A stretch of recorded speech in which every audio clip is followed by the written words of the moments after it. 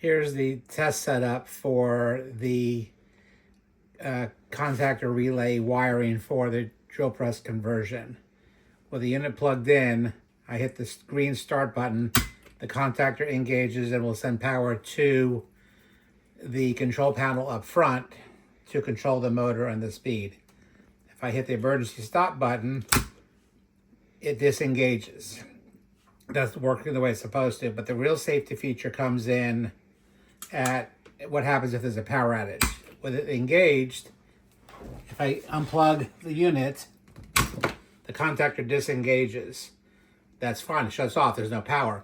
If the power was to pop straight back on again though, the contactor would not re-engage because I have to reset the electromagnet that's set up in the contactor to get it to work. That took some figuring out, but I got it done. I'm very pleased with how it's coming out.